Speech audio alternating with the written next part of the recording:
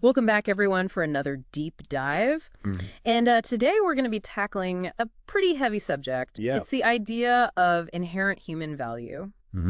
You guys have sent in an excerpt from a lecture Okay. and some background on Dostoevsky's Crime and Punishment. Oh, wow. Not exactly light reading. No. Definitely thought-provoking. Yeah, it's a fascinating combo. Yeah.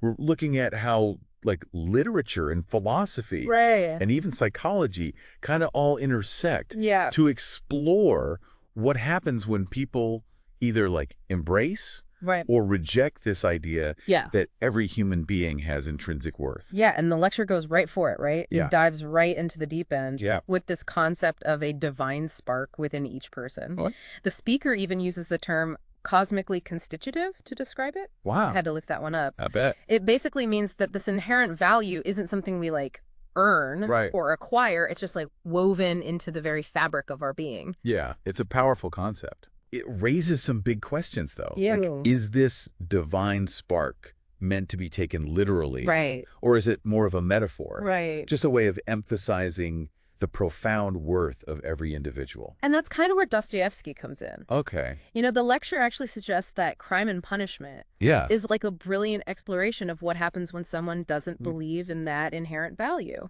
Exactly. And Dostoevsky had this almost like prophetic ability Really? to portray situations in his novels that later played out in reality. Wow. Like, for example, his book Demons Okay. eerily foreshadowed the chaos and violence Oh, of the communist revolution. that's incredible. It's crazy. It makes you wonder if there's something about great literature that like Yeah.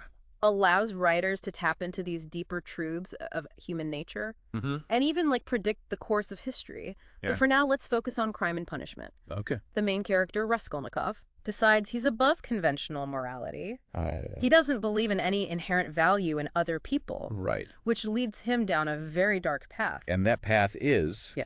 murder. Huh. He kills a pawnbroker, Oh, God. justifying his actions with this very chilling logic. What's his logic? He basically argues that eliminating a bad person benefits society. Oh, wow. We see this kind of like utilitarian thinking pop up in real-world debates sometimes. Yeah. It's a little unsettling. It's terrifying, actually. Yeah. What's even more disturbing is that Dostoevsky doesn't present Raskolnikov Right. as some kind of cartoon villain. No. His reasoning is actually quite compelling. That's the genius of Dostoevsky. Yeah. He doesn't rely on like simplistic arguments or stereotypes. Right. He forces you to confront the fact that even seemingly rational thought Mm-hmm. can be twisted to justify horrific acts. Right. He's not just trying to tell a simple story about good versus evil. Exactly. He wants us to grapple with like the darkness that exists within all of us. The potential for even the most intelligent and well-intentioned people Right. to rationalize terrible things. And that's where the psychological aspect comes in. Okay. The lecture talks about Raskolnikov's transformation after the murder. Oh, wow. He's plunged into this state of psychological torment, Oh, gosh. haunted by guilt and paranoia. Like he can't just brush it off. Exactly. The murder haunts him, like literally and figuratively. He's plagued by nightmares, Really? hallucinations, Oh, my. and this growing sense of isolation. Oh, gosh. He pushes away the people who care about him, Wow. convinced that he's unworthy of their love and compassion. So it's like even if you manage to escape the external consequences of your actions, Right. there's no escaping the internal consequences. Exactly. You can't just like shut off your conscience or Right. pretend that your choices don't have repercussions. And this is where the idea of meta-reality comes into play. Okay. The lecture argues that while Crime and Punishment is a work of fiction, it reveals something deeply true about the human experience. So even though the events of the story didn't literally happen, Right. the emotional and psychological truths it explores Right. resonate with us on a profound level. So it's like the novel is holding up a mirror to our own souls, It is. forcing us to confront the darkness that lurks within. It's powerful stuff. Okay, that gives me chills. Yeah. It makes me think about how we consume stories and information in general. Mm-hmm. Are we always looking for that literal factual truth? Right. Or is there something more powerful Yeah. in those narratives that speak to a deeper, more emotional truth, Right. like the kind we find in Dostoevsky? It's a question worth considering. Yeah. And I think Dostoevsky himself was grappling with this idea. Yeah. He wasn't just trying to entertain his readers. Right. He wanted to use the power of storytelling Yeah. to illuminate the darkest corners of the human psyche, to make us confront uncomfortable truths about ourselves and the world we live in. And he chose a really compelling character to do it with. He did. The lecture describes Raskolnikov as a materialist, rationalist, Right. a type of person who was relatively new in the 1860s when the book was published. Yeah. Basically, he embraces this idea that there's no God, no higher power, Right. no objective morality. He's a product of his time in a way. Yeah. He represents this like emerging worldview that rejects traditional sources of authority and meaning. Okay. The lecture even suggests that Raskolnikov believes that people only act morally out of fear or social pressure, Oh, wow. not because they believe in any inherent right or wrong. So he sees himself as someone who's above those constraints. Exactly. Someone who can create his own rules. Yes, his own morality. Wow. And that's what makes his story so fascinating and so terrifying. Right. He takes this philosophy of like radical individualism Yeah. to its logical extreme, Yeah. and the consequences are devastating. Which makes me wonder if this kind of thinking was emerging in Dostoevsky's time. How much more prevalent is it today? It's a valid point. We live in a world where individualism is often celebrated as like the highest good, Yeah. where people are encouraged to define their own truth Right. and reject any kind of imposed morality. It makes Dostoevsky's work even more relevant today Right. than it was in the 19th century. Yeah. He's not just telling a story about one man's crime and punishment. Right. He's exploring the potential pitfalls of a worldview that prioritizes individual will above all else. And he does it by creating a character who's both repellent Yeah. and strangely sympathetic. He is. I mean, Raskolnikov commits a horrific act, He does. but he's also driven by poverty, desperation, yeah. a desire to help his family. He's not just a monster. Right. He's a complex human being. Yeah. Caught in a web of his own making. And that complexity is what makes Crime and Punishment so much more than just a crime thriller. Exactly. It's a profound exploration of the human condition. The battle between good and evil that rages within each of us. It's heavy stuff. It's definitely not your typical beach read, No. but it sounds like the kind of book that stays with you long after you finish it. Absolutely. And it raises some big questions. Yeah. About the nature of guilt, punishment, Right. and the possibility of redemption. Okay. But we'll delve into those themes in the next part of our deep dive. Sounds good. For now, I think we've given our listeners enough to ponder. I think so too. Yeah. Yeah. Okay, so we've laid the groundwork. Right. Exploring the concept of inherent human value. Yeah. And how Raskolnikov's rejection of that idea leads him to commit this horrific act. Yeah, horrific act. But where does he go from there? That's the question that drives the rest of the novel. Right. And it's not an easy one to answer. Yeah. Dostoevsky doesn't give us any, simple solutions or moral pronouncements. He just plunges us into Raskolnikov's psychological turmoil. Oh, wow. Forces us to experience his guilt, Okay. paranoia, and his desperate attempts to justify his actions. And it's not like he can just brush it off, right? No. He tries to bury the stolen money, Yeah. but he can't escape the psychological consequences. Exactly. The murder haunts him, Right. both literally and figuratively. Wow. He's plagued by nightmares, Oh, gosh. hallucinations, Really? and a growing sense of isolation. Just like his mind is a prison.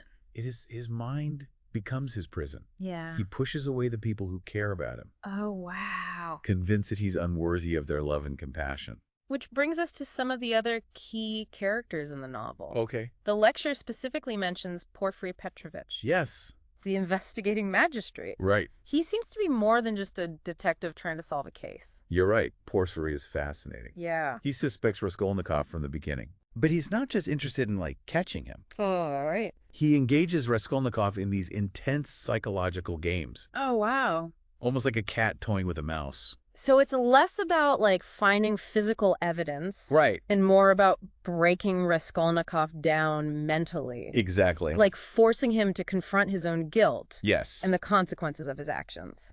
Porfiry seems to believe that confession is essential Right. for Raskolnikov's potential redemption. Oh, interesting. He even suggests that if Raskolnikov confesses, Yeah. he might be able to receive some leniency, Okay. escape the full force of the law. It's an interesting approach. It is. Like he's saying that true punishment comes from within. Exactly, from the weight of your own conscience. Right. It's a theme that runs throughout the novel. Yeah. Raskolnikov isn't really punished by the legal system Right. in the traditional sense. Right. His true punishment is the psychological torment, Yeah. the realization that he's crossed a line he can't come back from. Which brings us to another important character, Sonia Marmeladova. Some... The lecture describes her as a saintly prostitute, Right. which seems like an oxymoron, It does. but somehow fits perfectly in Dostoevsky's world. She's a remarkable character. Yeah. A symbol of both suffering and redemption. Okay. She's forced into prostitution to support her family Oh, wow. after her father drinks himself to death. God, But she never loses her faith or her compassion. what a contrast to Raskolnikov. It's true. He's this intellectual who rejects God and traditional morality, Yeah, while Sonia embodies those very ideals, she does. despite her desperate circumstances. And their relationship is one of the most compelling aspects of the novel. Really? Raskolnikov is drawn to Sonia's purity, Okay. her unwavering belief in something beyond the material world. Mm-hmm. He sees her as a potential source of salvation, Wow. even as he recognizes his own unworthiness. So she becomes a kind of moral compass for him? I think so. Someone who represents a different path? Right. A different way of being. One based on faith, Yeah. humility, and acceptance of suffering. That's a great way to put it. Yeah. She challenges his worldview, Right. his cynical belief that there's no meaning or purpose beyond our own selfish desires. Right. She represents a different way of being in the world. Yeah. One that embraces compassion and love, Wow. even in the face of unimaginable suffering. Which brings us back to this idea of redemption through suffering. Okay. The lecture emphasizes that Raskolnikov's transformation isn't just about confessing his crime. Right. It's about embracing the pain he's caused, It is. allowing it to transform him. It's a difficult concept to grasp. It is. But I think Dostoevsky is suggesting Yeah. that true redemption involves more than just admitting you've done wrong. Right. It requires a deeper understanding of the consequences of your actions, Okay. a willingness to face the pain you've inflicted on others, and to allow that pain to change you. It almost sounds like a kind of spiritual alchemy. It does. Like the pain itself becomes the catalyst for transformation. That's a beautiful way to put it. Yeah. And it's a theme that echoes throughout spiritual traditions, Right. across cultures and throughout history. Right. The idea that suffering can be a path to enlightenment, Right. to a deeper understanding of ourselves and the world around us. It's certainly not a comfortable idea, No, it's not. but I can see how it plays out in Raskolnikov's story. Mm-hmm. He tries to escape suffering by asserting his will over others, Right. but his actions ultimately lead him to a place of even greater suffering. Yes, both internally and externally. Okay, we've talked about Porfiry's psychological pressure and Right. Sonia's moral influence, Yeah. but does Raskolnikov actually confess? That's the question. Does he choose the path of redemption? That's the question that hangs over the entire novel. Right. And I don't want to spoil the ending for you, Okay. but I will say that his journey towards redemption is far from straightforward. It's full of twists and turns, moments of despair and glimmers of hope. So it's not a simple case of confessing, accepting punishment, No. and then everything's magically okay. Not at all. It's a much more nuanced and complex process. Okay. Dostoevsky seems to be suggesting that true redemption Yeah. involves a profound change of heart, a reorientation of your entire moral compass. Right. And that's not something that happens overnight. Right. It's a lifelong journey, a constant struggle Yeah. to overcome our own egoism Right. and embrace a deeper understanding of ourselves and our connection to others. It's definitely not a light and fluffy read, It's not. but I can see how grappling with these questions, even in the context of a novel, Right? can be incredibly rewarding. It can. It forces you to think about your own values, Yeah. your own choices, Mm-hmm. the kind of person you want to be in the world. And that's the power of great literature. Right. It doesn't just entertain us, it Yeah. challenges us. Provokes us. Right. And ultimately helps us to grow as human beings. Speaking of challenges, Yeah. let's go back to this idea that Raskolnikov represents a new type of person, Okay. a materialist rationalist Yes. who rejects traditional sources of authority and meaning. Right. We've talked about how this worldview can lead to dangerous consequences, Mhm. but I'm wondering if Dostoevsky was also exploring a deeper anxiety Okay. about the changing nature of society itself. That's a great observation. Yeah. Remember, Dostoevsky was writing in a time of tremendous social and political upheaval. Oh, right. Yeah. Russia was undergoing rapid modernization. Yeah. Traditional values were being questioned, and new ideologies were emerging. Right. That challenged the existing order. So he might have been sensing this shift Right. toward a more individualistic, secular society. Exactly. And exploring the potential pitfalls of that shift through Raskolnikov's story. Exactly. And while he was deeply religious himself, Yeah. I don't think he was simply condemning this new way of thinking outright. Okay. He was more interested in exploring its complexities, All right. its potential for both good and evil. So it's less about saying this is wrong Yes. and more about asking what happens if we go down this path? Exactly. What are the potential consequences, Right. both for individuals and for society as a whole? That's a great way to frame it. Yeah. And it makes his work incredibly relevant today. Yeah. As we continue to grapple with the tension between individualism and the common good, Right. between personal freedom and the need for shared values and a sense of community. Which makes me wonder Yeah. if Dostoevsky could see the seeds of revolution in his time, Hmm. what might he say about our world today? It's a question worth pondering. Right. We're facing so many challenges. We are. Political polarization, Yeah. climate change, Mhm. technological disruption. Right. It's easy to feel overwhelmed by Yeah. the sheer complexity of it all. I think one of the things Dostoevsky reminds us is that even in the darkest of times, even when everything seems to be falling apart, Yeah, there's always the possibility of redemption, there is. of transformation, of finding meaning and purpose in the midst of chaos. And maybe that redemption comes Yeah. not from rejecting our humanity, Right. our vulnerability, our capacity for both good and evil, Right. but from embracing it, Yeah. from acknowledging our interconnectedness, Mm-hmm. and from striving to create a world Right. that reflects the inherent value of every human being. Beautifully said. Thank you. And that's a perfect segue into the next part of our deep dive, Okay. where we'll explore the themes of forgiveness, Mhm. compassion, Yeah. and the possibility of finding meaning in a world Right. that often seems devoid of it. But before we go there, Yeah. I think we need to take a moment to appreciate the sheer brilliance of Dostoevsky's writing. I agree. He's able to pack so much into a single novel. He does. Psychological insight, Yes. philosophical depth, Mm-hmm. social commentary, and a gripping plot Yeah. that keeps you on the edge of your seat. It's truly a masterpiece, It is. and I can't wait to hear your thoughts on it Yeah. once you've had a chance to dive in yourself. Oh, I'm definitely adding it to the top of my reading list. Good. But for now, I think our listeners' brains deserve a break I agree. from the intensity of Dostoevsky's world, They do. ready for a palate cleanser. Absolutely. What did you have in mind?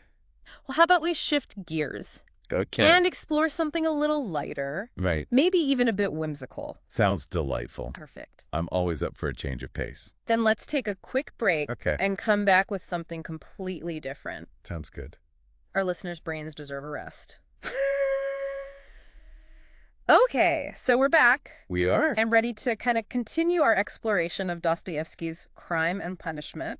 We've covered a lot of ground already, We have. delving into Raskolnikov's psychological torment, his interactions with Porfiry and Sonia, Right. and the idea of redemption through suffering. In big stuff. Yeah, big stuff. But we've also touched on this idea that Dostoevsky had a knack Right. for portraying situations in his writing that later manifested in reality. Right, like he predicted the future. Yeah. He's often credited with predicting the communist revolution Right. with his novel Demons. Yeah. Which is pretty mind-blowing. It's amazing. Yeah. It makes you wonder how he did that. Yeah. Was he just like super perceptive about the social and political currents of his time? I mean, some argue that he was simply a brilliant observer of human nature, Right. able to see the cracks in society that others missed. Right. He understood the deep-seated anxieties and desires Yeah. that were bubbling beneath the surface, Yeah. the forces that could potentially erupt into chaos and violence. So he wasn't necessarily predicting the future, like literally, Right. but he was attuned to the underlying dynamics Exactly. that were shaping the course of history. He recognized that ideas have consequences, Right. that seemingly harmless philosophies can take root in vulnerable minds Yeah. and lead to devastating outcomes. And he was trying to warn people. Yeah.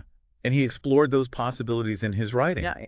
not just to entertain his readers, Right. but to warn them about the dangers of embracing ideologies that devalue human life. And this brings us back to Crime and Punishment. Yes. And Raskolnikov's embrace of this materialist, rationalist worldview. Right. He rejects traditional morality, He does. believing that he can create his own rules. Right. His own justification for taking a human life. And as we've discussed, that path leads him to a very dark place. It does. But the novel isn't just a condemnation of this kind of thinking. No. It's a much more nuanced and complex exploration of the human condition. It is a more nuanced exploration. The struggle between good and evil that we all face. Right. It's not just a simple morality tale. Right. Where the bad guy gets punished and everyone learns a neat lesson. Right. It's a descent into the murky depths of human psychology, Yeah. where the lines between right and wrong become blurred. Right. And even the most well-intentioned people can make terrible choices. And Dostoevsky's forcing us. Yeah, he's forcing us to confront our own capacity Right. for both darkness and light. Yeah, he doesn't give us easy answers. No, he doesn't. Or simple solutions. No. It's tough. He challenges us to grapple with the complexities of human motivation, Right. to understand the forces that shape our beliefs and actions, Mm-hmm. and to ultimately choose a path that leads to meaning and redemption. And it's an uncomfortable read, It is. but it's a valuable one, I think so. especially in our current cultural climate. Yeah. You know, we live in a world where individualism is often celebrated It is. as the ultimate good. Yeah. But Dostoevsky reminds us that there's a danger in that kind of thinking. Yeah, he shows us what can happen when we lose sight of our shared humanity, Yeah. when we become so obsessed with our own individual will Right. that we're willing to disregard the well-being of others. And it's not just about big dramatic acts of violence, Right. like the murder that Raskolnikov commits. Exactly. It's about the everyday choices we make. It is. It's about the little things. The small acts of kindness or cruelty Yes. that can ripple out and affect the lives of those around us. And I think Dostoevsky would argue that true freedom comes not from asserting our individual will over others, Right. but from recognizing our interconnectedness, Mhm. our responsibility to one another, Yeah. and from choosing to act in ways that promote compassion and understanding. So it's not just about avoiding the big dramatic sins. Right. It's about cultivating a more ethical way of being in the world. A Exactly. way of living that reflects the inherent value of every human being. And that brings us back to the idea that Dostoevsky's work Right. was in many ways prophetic. He was ahead of his time. He saw the dangers that lay ahead. Right. If society continued down a path of moral relativism Right. and unchecked individualism. Which makes me wonder, Yeah. if we were to apply that same lens to contemporary literature, Okay. what might we see? That's a great question. What are the writers of our time revealing Yeah, what are they telling us? about the challenges and possibilities of the 21st century? What are the themes and anxieties Right. that are being explored in the books and movies and music of our time? Yeah, are they sending us a message? What are the stories we're telling ourselves about who we are, Right. where we're going, and what's at stake? Maybe some of the writers working today Yeah. are offering glimpses of the future, just as Dostoevsky did, It's possible. warning us of the dangers we face Right. and pointing us toward a better path. And I think that's one of the reasons why literature continues to be so important. Right. It's not just a form of entertainment. Right. It's more than that. It's a way of making sense of the world, of exploring the complexities of human experience, and of imagining different possibilities for the future. So this deep dive Yeah. hasn't just been about exploring Dostoevsky and Crime and Punishment. No, it's bigger than that. It's been about opening our minds to the power of literature itself, Yes. its ability to challenge us, inspire us, Yeah. and help us to see the world with fresh eyes. And hopefully it's left our listeners with a sense of curiosity, Right. a desire to delve deeper into the works of Dostoevsky and other writers who are grappling with the big questions of our time. Because ultimately, that's what this deep dive is all about. Yeah. Sparking a conversation, Excellent. encouraging exploration, Yes. and inviting our listeners to engage with the world in a more thoughtful and meaningful way. Well said. And on that note, Yeah, we'll wrap up this episode. I think so. Thanks for joining us on this journey It's been a pleasure. into the heart of Dostoevsky's world. Yes, it has. Until next time. See you then.